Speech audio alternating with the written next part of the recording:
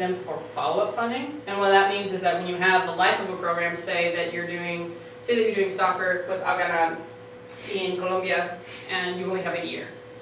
If your goal and objective is to have mutual understanding or something very broad like that, the way you're really going to measure that is when participants leave that short-term program and go back at home.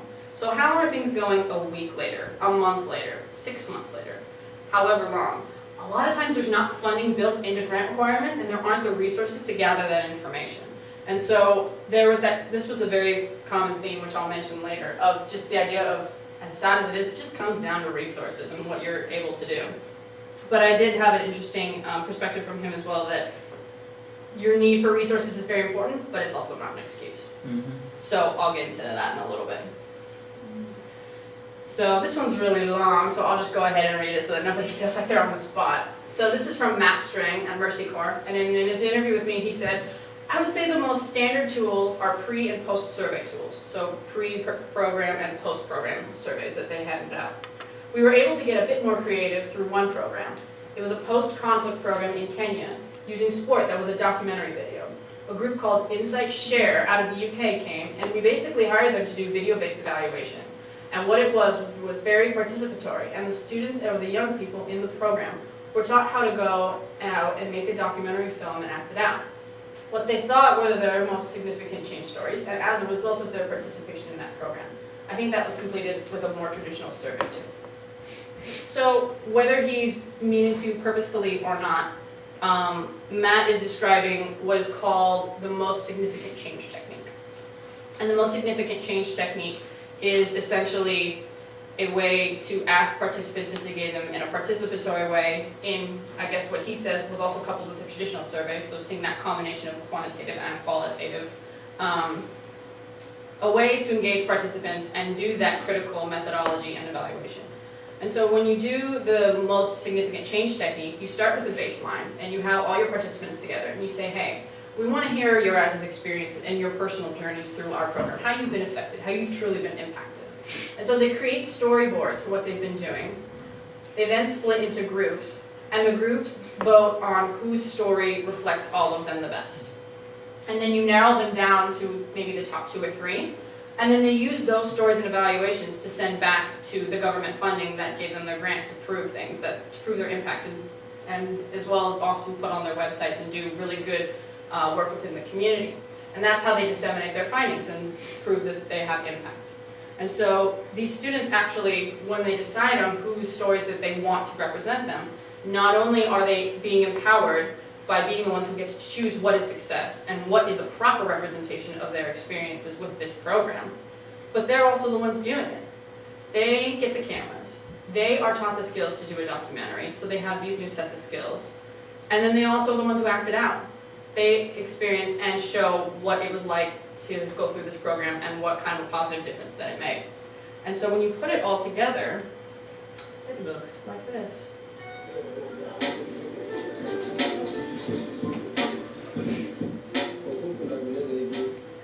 Maisha yangu ilianza 2008 ambapo alikuwa mbaya kabisa wakati wa clashes, ambapo mimi niliweza kung'ang'ana na hiyo fikira, lakini sikuweza kufaulu vizuri kwa sababu mimi nilisababisha kitu moja, ambapo nilipigwa mshale, ambapo naweza kuonesha nilipigwa mshale ya kifua.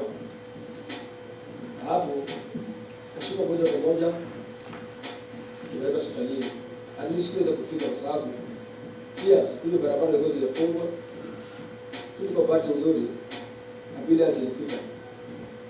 Akaona jamaa mbeko jijio, wakanichukua wakanipeleka hadi Lifaru. Kauliza jina lako nani? Kauliza jina lako ndio. Hapo pia ilikuwa wanaenda kuuliza swali. Sasa kaleta tu hapo nakaa 1 week bila matibabu.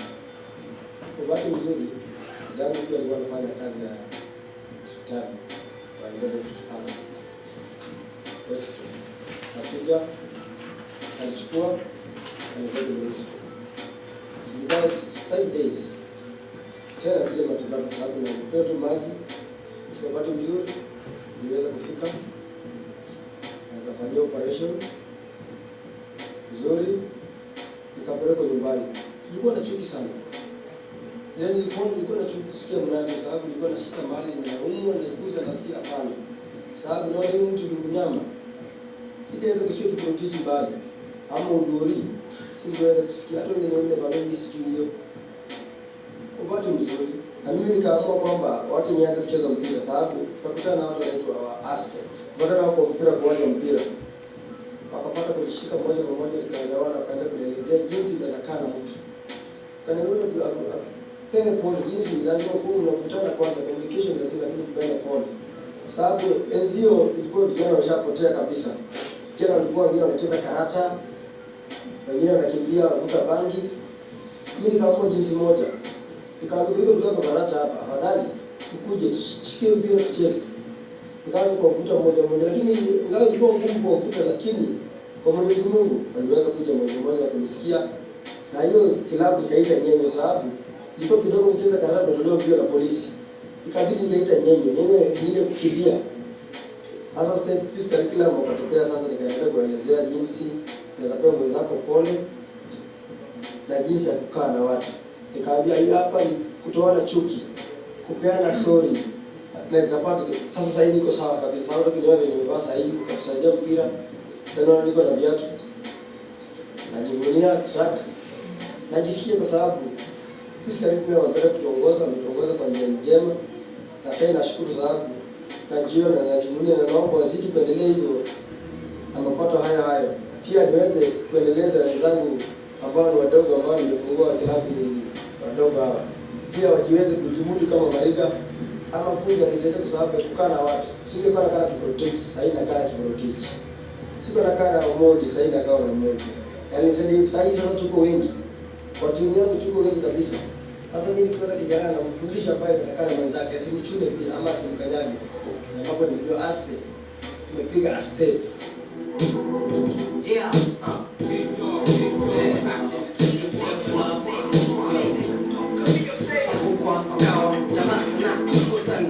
Bila kupotana jamaa kutazana kutazana kuungana jamaa hawa karibu wajaribu karibu hawa masahibi wajaribu karibu ala kuembelezo tajipanga na sabuni kangashia zao kujulikana Okay. So interesting, right? To hear their perspective. To me, this is what makes this come alive. You can talk about this, you can do presentations. When you hear voices and you see faces of what's going on, what they want to do in their own communities, differences they want to make, or things that they want to change, emotions that they're feeling, you need to have some participation. You need to critically evaluate, are you doing what they want you to be doing? So not just saying doing good things for other people, but doing for them what they want you to be doing, if that makes sense. So I love this video because I think it's really a good way to explain that not only is there a powerful way to have a participatory video and a participatory methodology in conjunction with any other methodology that you want to use, but you can also teach these participants how to use skills like this. You can teach them how to do videos, and then they're the ones conducting it. They did all of the editing. I talked to Matt pretty extensively about this, and he sent me this link. They did all of the editing, they did all the filming, they created the storyboard, they added the music to it. This is entirely by them, just with the overhead direction of Mercy Corps. So really, I think an interesting and creative approach using this MSC, or most significant change technique, to evaluate your programs. So shifting gears a little bit, this is a quote from the director at the World Affairs Council. Can somebody read this for me? We don't always get completely filled in on the complete program goals that they may have. It would be good to have more funding built into the end of the project. It's been acknowledged too that this is very difficult to get grant funding for. A story is great, but funders want to be able to see that you demonstrated impact through your programs. So this brings up another couple of challenges here. And I love this quote because I mentioned to everyone on more than one occasion before I did my interviews that if they wanted to remain anonymous or confidential within their organization, or even completely in general, that was entirely up to them, and nobody wanted to, which was great. But when she gave this quote and when she was talking to me, she was very much editing herself as she said it, so you can tell in the beginning, we don't always completely completely get filled in. Like, she was very much kind of trying to edit but be honest at the same time. And so what you get here, which is really interesting to me, is that when you have government funding, like the State Department is the example I often use because that's usually where most of the funding for the World Affairs Council comes from. They don't tell them the entire goals of the program. They just tell them what they're responsible for at a local level. So remember that hierarchy that we looked at, you have the government trickling down to international organizations, and if you go one lower to local organizations, she's saying that they don't even always know everything that's going on. And she told me that when you have an international group that's chosen by a U.S. embassy abroad that maybe will do their program in the United States, if they meet with a state representative or someone at the State Department, since they're funding the program, the staff at the World Affairs Council is not allowed to know what they talk about and what happens behind that door. They don't get to be involved in that. And so you have this really interesting juxtaposition where they're trying to be responsible, but even if they do want to, they have to start getting kind of creative in how they're going to be doing it, because they're only at, they only have a portion of this entire program that they're being provided. And then you also have this last part. A story is great, but funders want to be able to see that you're demonstrating impact through your programs.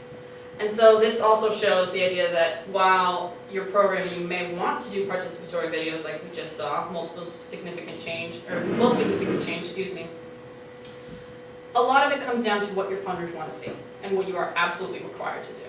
So funders want to be able to measure the outcome. When you start, for example, what's the graduation rate at the local high school in the community you're working in?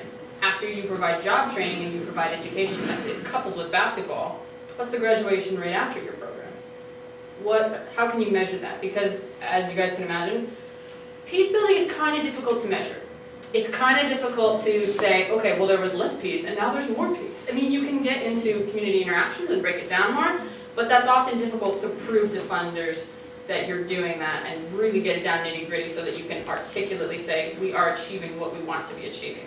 So you get that kind of challenge that people are facing in this quote, and it really explains this next one that I got from my supervisor.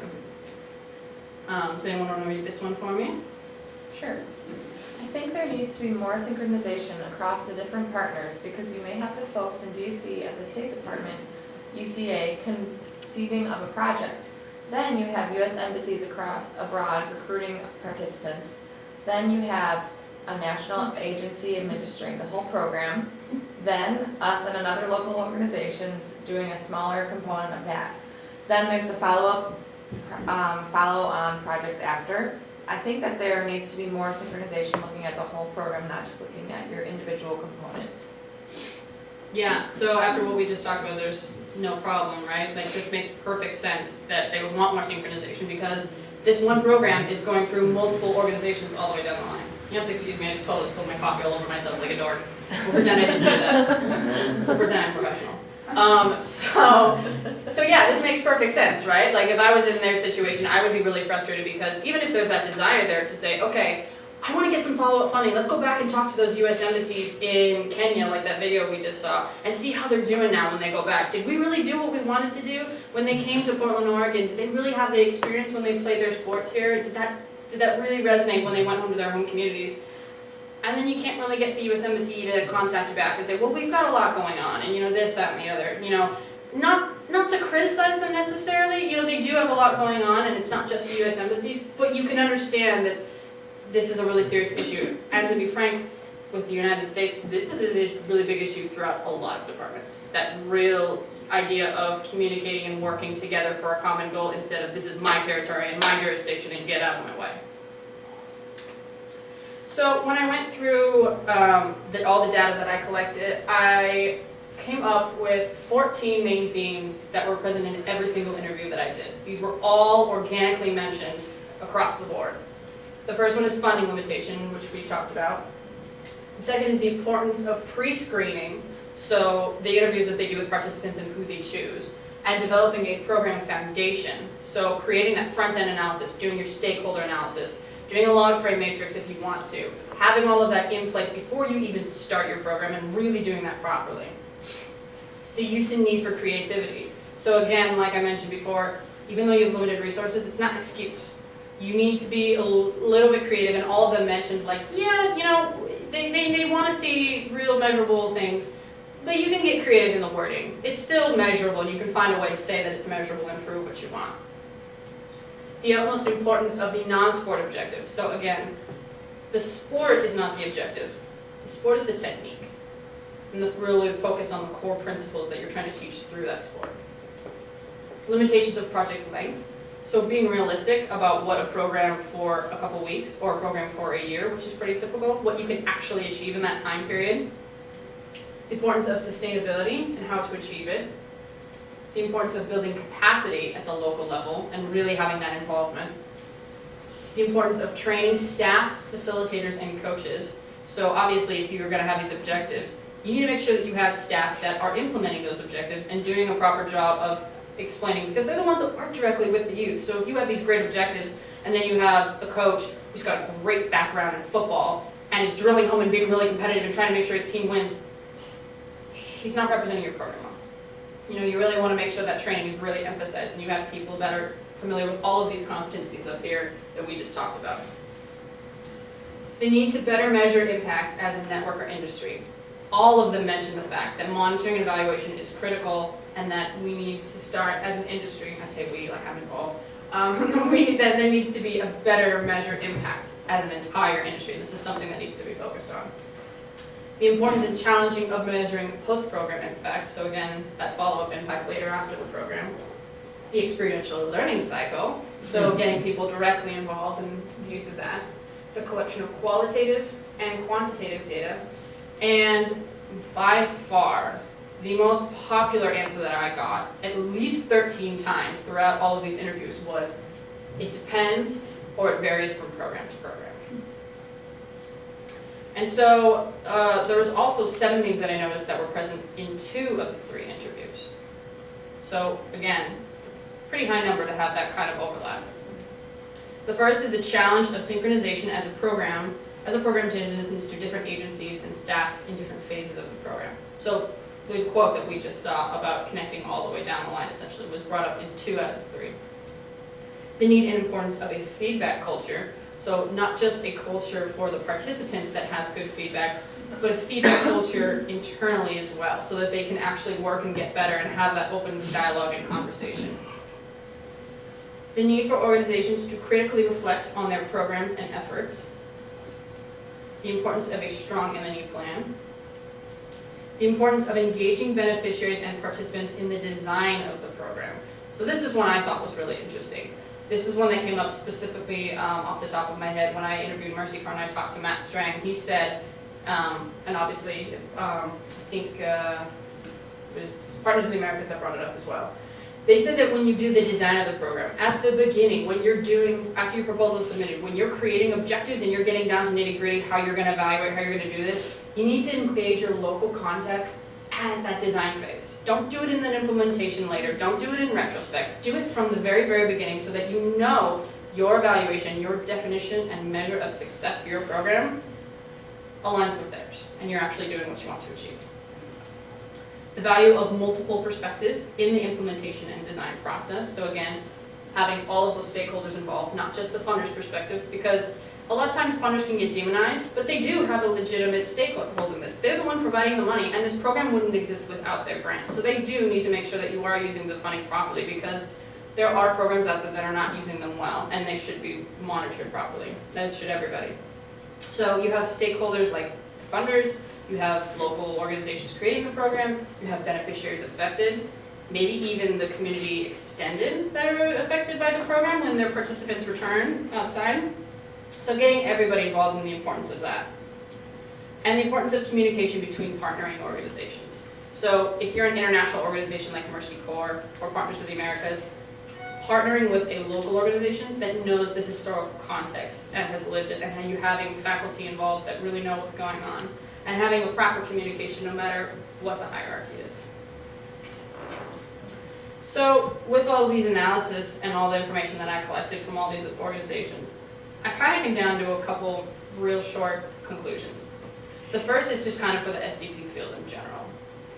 And that would be the first one. SDP youth programs require the same competencies that they teach.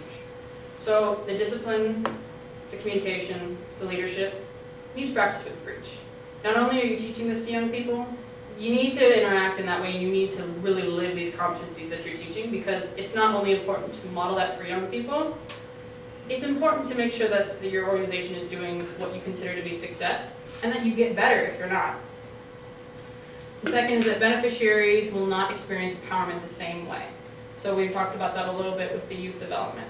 There are different levels of empowerment. You have individual, community, and then so on and outward.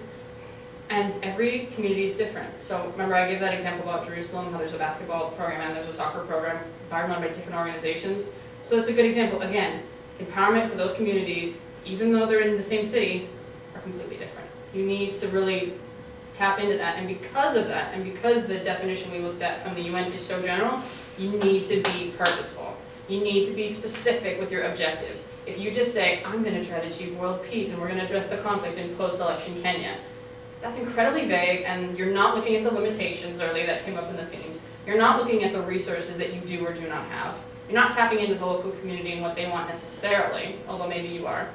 You need to be specific and you need to be purposeful with what you're doing and say, okay, so it looks like there's a breakdown of communication. We're going to focus on soccer. And what's great about team sports, and I'll throw all my biases, I grew up playing sports, and so I'm definitely an athlete, is that when you have team sports and when you have, or any kind of sport for that matter, you have drills within that sport that you can manipulate and use to teach specific things. So for example, if you have a soccer team and you're talking about communication, you can do a drill and say, okay, we're going to scrimmage, half field, nobody's talking.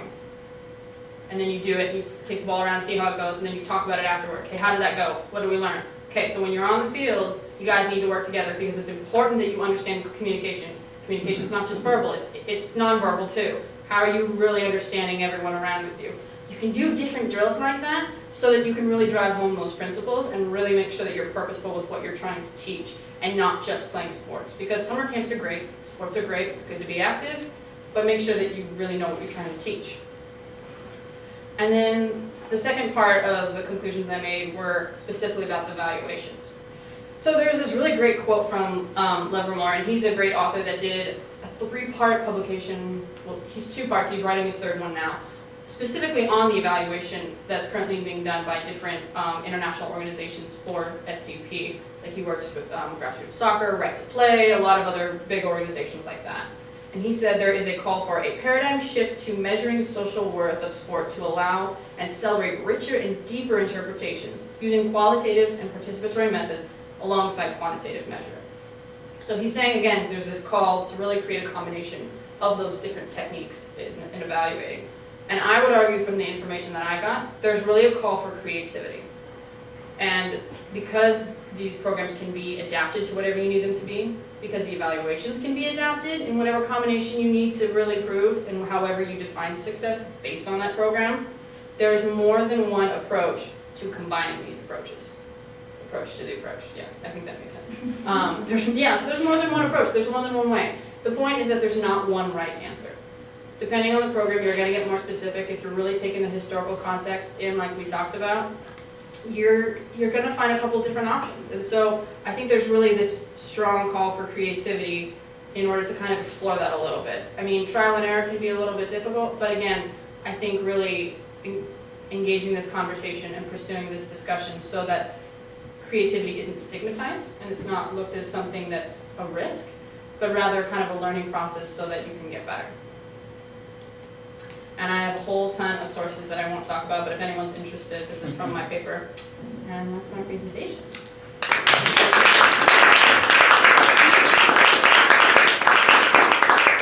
So we can open this up for questions or discussions. Tim, did I answer your question okay? Do you want me to go into a little bit more in depth? If you found anything like addressing which sports specifically might address different communities or different themes? Yeah, absolutely. So again, when I had that slide about,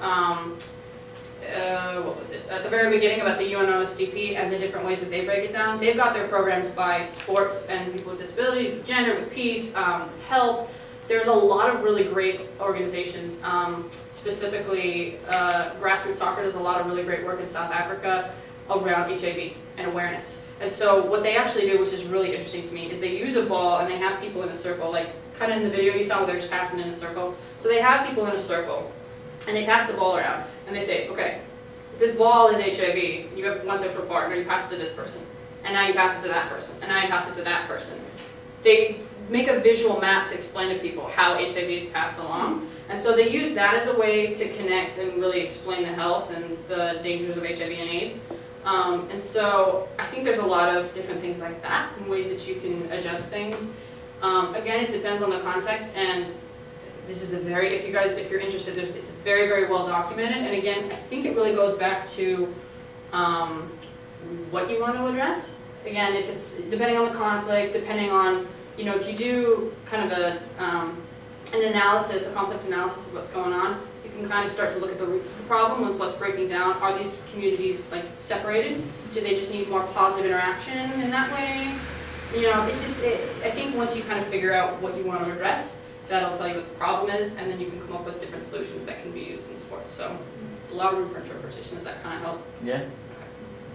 Something interesting is my last place that I worked, they had grassroots soccer had worked with Peace Corps, and they did Deporte por la Vida, which is exactly what you're talking about, but it's in the DR, and they don't play soccer there, they play baseball because soccer is like the Haitian sport, Right. and they have conflict there. So that was kind of like an interesting culmination of those two and what you were talking about, but also like that Nelson Mandela idea of you take one oppressed, well, it's kind of the opposite, where they took like the oppressed person's sport and they took it into the mainstream population, so that they're all. Yeah, absolutely. And another thing I've seen that is pretty common is, so if we take your example, if you have baseball is the Dominican sport, so to speak, and then soccer is the Haitian sport, they'll bring a totally new one that's introduced that doesn't have the stigma. So let's play basketball. Okay, we've got a basketball program. Do you guys want to play? It's all up to, I think it really comes down to having that voluntary participation, because I haven't done all that much traveling, but I've never been in a community where there wasn't some kind of pickup game of some kind of game or some kind of sport. It's everywhere, and not very many things are. So I think it's a combination of finding what people are naturally interested in, what young people are naturally involved in, and what's going to get that real buy-in and that excitement and participation, but also taking into account, like you said, Genevieve, making sure that it's not got that stigma of like, oh, well, that's soccer's for Haitians, like I don't want to play that, or no, that's the Dominicans play baseball. It's got that stigma, you don't want to use that and try to change that, because that's just going to work against you. So, yeah, good point. Yeah, Tej, and then you. I don't know, you might have come across these things while doing your research. We do have a young generation, they live inside the house, play ads or play Xbox, something like that. So how you think that, to include that kind of person in this type of program? Do you have some kind of thinking? That's an interesting question, video games. That's really interesting. I like that idea. I haven't come across any inclusion of video games. And the first thing that kind of pops into my head is I think one of the big benefits that comes up for a lot of sports is the interaction and the communication that it forces. And so I know when you play video games you can play online and you can communicate with people that way, but I think that would be a challenge because often you get isolated and it's just you and the computer and you playing the game. And so I think that would be really interesting. That might be a really interesting place for further research. Yeah, absolutely. Yeah, so I work with youth refugees, and so I've done a lot of, I did a soccer program, and the kids always want to play soccer now, and they're from all over the world and everything. But I've recently, this is kind of like a real practical question I'm asking, but I've kind of recently been having a hard time making teams for the kids, because you're talking about I feel like there's a sense of you don't want kids who don't like each other to be going against each other, but then I try to get them on the same team sometimes, but then they don't it's hard to, and then also there's a sense of if these kids have been coming for a while, I want to make them the heads of the team to choose their teams, but then I don't want someone to be left out, and I don't want one team to be totally stacked, I'm trying to make them equal.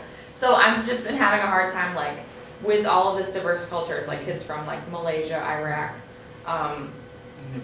all different various African countries, Nepal. So it's hard to know. I don't know. Yeah, no, it totally is. I came with a lot of the things that I saw, a lot of the literature discussed that exact same question. And one particular question came up Specifically, like if you have two communities, for example, that are in conflict, do you mix them up randomly? Or is that pushing them out of their comfort zone and not a good idea? Yeah. Are they gonna completely abandon the program if you do that? You know, because in theory, that works great. Yeah, mix them up and then they have the same goal. But in Yeah. practice, when you do that, they're gonna be like, no, I'm not gonna, if I'm Palestinian, I'm not gonna play with the Jewish kid. Yeah. Like, they're not gonna, you know, they may be really against it, and then suddenly your whole It's program not is gonna work, undermined, yeah. and that's not gonna work with you. So I think that really speaks to the challenge of, again, the vagueness and the inclusion. It's great for adaptability, but it leaves you with a lot of options, and really trying to figure out what's the best approach to move forward. I think that also depends a little bit on leadership too, not just on your part, but on your program. So kind of figuring out at what point do you say, we're gonna push you guys a little bit further, because I know you're a fantastic athlete and you can make any team awesome. So we're gonna stick you on these guys and we're gonna like encourage you a little bit and really pushing that. Or do you really wanna push that buy-in and really tap into, okay, well, it's totally up to you guys, you know, let's do a little power sharing and we'll both make decisions together. How do you guys want the teams to go, you know? Maybe do a little bit of drills where you do one and also the other. I think, yeah, just kind of focusing on that and what's really needed. But again, yeah, I know there's a lot of questions to figure out, but And usually when like the kids realize like, oh, that guy's really good, and they didn't like him at first, so like, it's fine. You know, like whatever. we're winning, it's okay now. Yeah. He's got a new set of skills, it's okay, we'll allow it. Yeah. Yeah, definitely. And like, just side note, like I started doing yoga recently with all, like, I have a girls group with like primarily Pakistani and Malaysian girls, Mhm. and also a girl from like Burkina Faso. So, but they all like love doing yoga, which I was like, what? Like I just did it with them one time and they literally like, can we just do this every time? And I feel like that's considered kind of like a sport. Sorry, that's not a question, but it's No, just- absolutely. Yeah. No, yeah, I mean, any kind of activity, and I think, Yeah. you know, saying that, I kind of reflected on my own life experiences. When I played real competitive soccer when I was younger, and when I would get on these teams, we had to do team building. That had nothing to do with soccer. We had to do all kinds of drills, and then our coach would really explain, you need to know this person. I don't care if you like them or if you think they're ugly. It has nothing to do with that. They're your defender. You rely on them to make sure that people don't get back. You will respect this because this is how we're going to win. And then everyone's like, oh yeah, I want to win. And so it has nothing to do with soccer, but it relates to the game. So maybe that might be a good way to have more interactions, to get the players involved with each other, so that when they get on the field, there's already that kind of like, oh, well, okay, let's just play. Yeah. You know? Yeah. But yeah, yoga, definitely. I love yoga. Not very flexible, but it's fun. Any other questions or anything you guys want to discuss? With this whole thing of like creating like a creative monitoring and evaluating program, I feel like it's such a drag for organizations. You apply for a grant, you win the grant, it's exciting, you do this program development, you launch the program, and nobody wants to do monitoring and evaluation. People think of statistical reports, like all of these quarterly reports, and it just seems boring, it seems uninteresting, and it makes me wonder like how can you change that outlook? Should it come from the organizations that are like writing exactly what type of M&E they want at the beginning? It's like, hey, we want you guys to create a participatory method, or we want to have a video, just to make people more excited and almost make it a program requirement and not even call it monitoring and evaluating. Right. Or the question is, do organizations even know that there are other types of monitoring and evaluating out there, other than quantitative reports that make a big snooze fest for everybody across the board? You know? Yeah. I mean, part of it absolutely is just pure awareness, and then getting the objective I had of just having everybody understand the variety of techniques that really do exist. That's a huge part of it, no doubt. That's very true. The reality is, I mean, I took a monitoring evaluation class, and it's very important, but even though I did my capstone on this, it's really boring. It's really boring. It's so detailed, and you're really getting nitty-gritty. And it takes a certain kind of person to be able to do that as their position, and so that is a very, very common complaint. So I'm glad that you said that, or not complaint, but just it's a reality. It's very nitty gritty, but the reality is that the boring part a lot of times comes from the log frames and the logical methodology, because that's usually where funding wants to see it, but that's the stuff that's nitty gritty and really specific and really nuanced, that really can drag people back. But then there's also this kind of general, you know, from the grant perspective, we don't need that participatory stuff. It's not going to really affect how our program's running. Like, we can just, you know, do a log frame. Why go to all of that trouble? And so there really is that balance between again, I think a combination or creative combination of valuing the participation and the critical methodologies that exist, and also really getting the nitty-gritty information as well, and really seeing your progress. Because I think if you really believe in your program, you have to look at it as, am I doing what I really came here to do? That's the perspective that I always take, because if I'm going to be really living in a program and really putting all my effort into it, I want to make sure that it's successful. I want what I'm doing to matter, you know, and if what I'm doing is just really not sinking into the participants I'm working with, then I want to switch it up and make sure that what I'm doing is important. So I think that's a good way to look at it. And I would say from a strategic perspective, critical and participatory methodologies have a really important purpose, not just because it's ethically and morally important, but if your participants are not liking your program and it's not going well, that undermines the reputation of your program and your organization.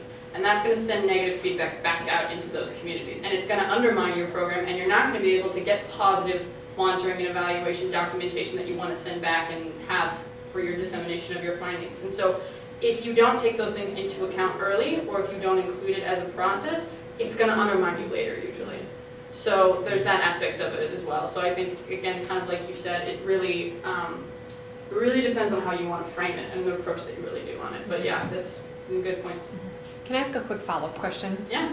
On that slide that you had, like where the funding is coming from like government to international NGOs to NGOs, like where is the responsibility for people like the UN from the top down to understand that there are more creative methods of doing monitoring and evaluating? Like, do they know about this? Like, do they know about these creative strategies? You know, it's a good question. I would imagine that they do, but it really takes quite a bit of time and leeway and getting the ball rolling to really do something about it and really make like an awareness campaign or whatever you want to do. But what I did find really interesting was that specifically with the World Affairs Council, they are a part of a national community, because there are many World Affairs Councils in almost every state in the country. And so they have a very strong network and community that work together, and they often talk about their challenges and what they're facing. And so in one of the quotes that I showed that said, and this is often discussed and referenced as being a challenge, she says that, Amy says that in one of her quotes, she's referencing that community and that network, that they often talk about, you know, we want to make sure we're successful, so how do we do that? Like, I can't get the funding, and I can't prove, my program really is successful, but I can't prove it. You know, they talk about those things, and I think that's a really good way of having a network and having that discussion between practitioners and what's really going on, and saying, hey, if you really want to do a good combination, I did this for my program and it worked great. And one great way that I found is there was an organization called Sport and Dev for Development, sportanddev.org. It's an entire platform for practitioners in SDP. It's all about methodologies. They have an M&E section. It's all about current news. It's all about different initiatives that are being done. It's got everything under the sun, and you can post on there. There's even jobs and internships that are posted on there. And it's a real platform to try to get that communication and get the community working together. So I would say as far as that would be a really good place to kind of get in there and get people talking. Bless you. Thanks. Somebody had their hand up over here, I think. No? Okay. One way to get around this is that, I'm very committed to good monitoring and evaluation. Monitoring is, pretty mechanical. Right. Are you doing what you said you're going to do, and is it working? But in terms of evaluation, which is really key, and certainly very few funders want to give money or do give money to do post-project evaluation, which is so important, because how are you going to measure impact if you're only talking about the last day of the program, and that's the end of the story. This was one real good example about this video, documentary, and there's another thing built in, training them how to do this. But I was surprised, and maybe people, local people, schools, a lot goes on locally in every country, every neighborhood.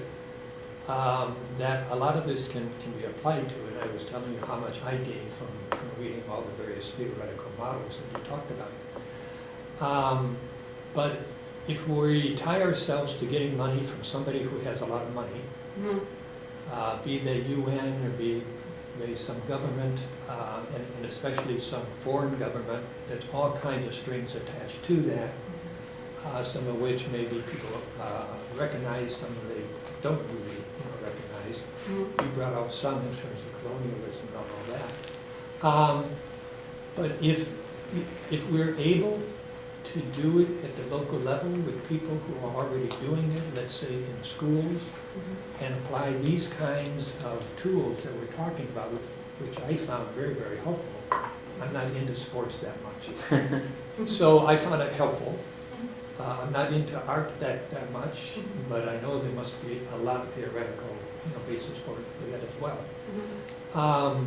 But really try to stay away from the external funders, because then they have all kinds of ramifications to that. One of which is it's a program that's designed by somebody, usually from a different class, professional class, people who have money, people who are accustomed to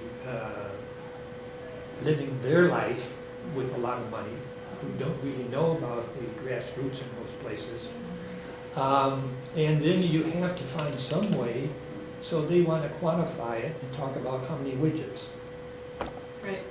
And how do you get around that? One way, like you said, was a really good one.